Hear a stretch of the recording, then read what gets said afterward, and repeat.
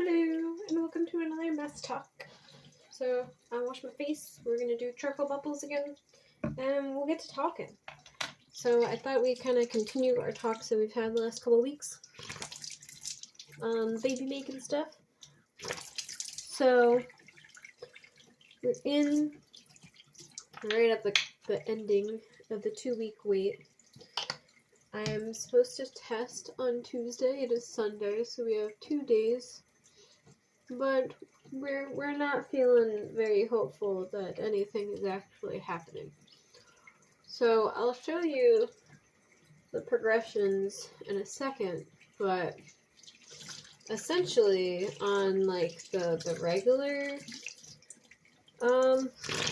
pregnancy tests, they start to really lighten up and then you can't see it at all.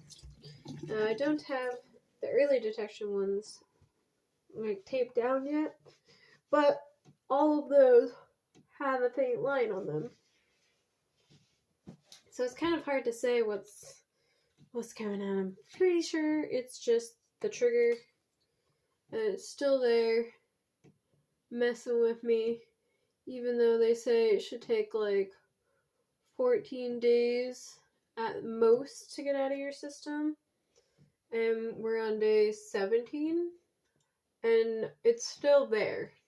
Not much of it, I'll say, but some of it is still there, and it's kind of annoying, you know? Like, if I wasn't testing out my trigger, I would look at that and be like, oh my gosh, it's a faint positive. Possibly. I might still be questioning it.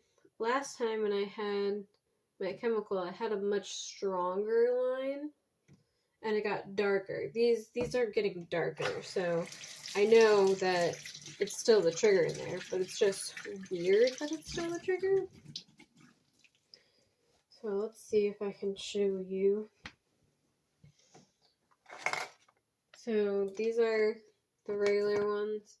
You can see up top the day after I triggered, it's there, and you can really see it until about 8, and then it's really faded, and then it kind of disappears altogether. Like, looking at it, I can't say that there's... I don't know where my video cut off. I was just talking.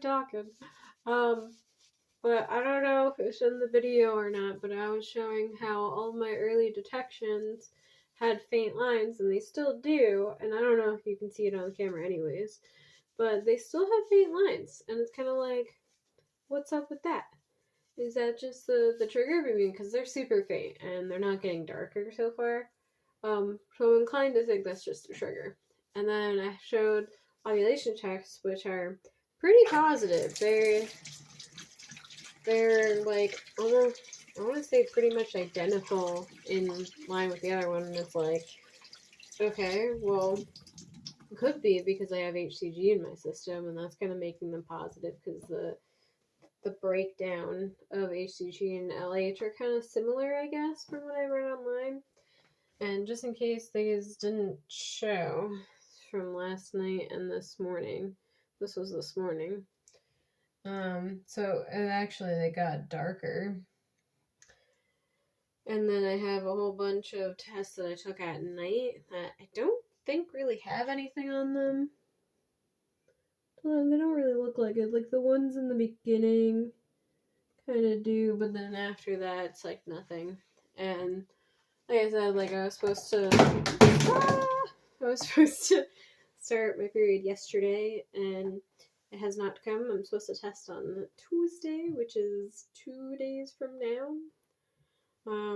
So I guess we'll see what happens. I don't think we're very hopeful for this cycle anymore after all these tests. You would think that if I was pregnant, I would be picking it up by now, and that these tests would get darker. And that doesn't seem to be the case. The only explanation on that one would be that I implanted real late. Like, I could have ovulated the latest I could and then implanted the latest I could. And that's very wishful thinking. So I don't really think anything's happening this cycle. We're gonna try to get in next cycle, before the end of the year, just to get one more in. And then if that doesn't work, we're gonna go to IUI next year, our 2025 journey, I guess. I think my insurance covers like 3 rounds of it. I'm sure I'll have to pay a lot of money up front for my deductible, and then my insurance can start picking up more stuff. But you know, that's the insurance world we live in. But hopefully, we get a baby here soon. As you guys know, it's been a very long journey. And I was very, very anxious about testing this time around. And it's kind of funny because when we first started doing this, I was not testing like that. So, like, when I wasn't getting my period, I was testing once a week because you just didn't know what was happening. And so I was just confirming that I wasn't pregnant. And then when we started the cycles, I just tested when they told me to test. In April, that did result with me being like, oh, there's like a really faint positive. I might have tested like a couple times before that, I don't know. But anyways, I think that was just the trigger at this point. I don't think the trigger likes to leave my body.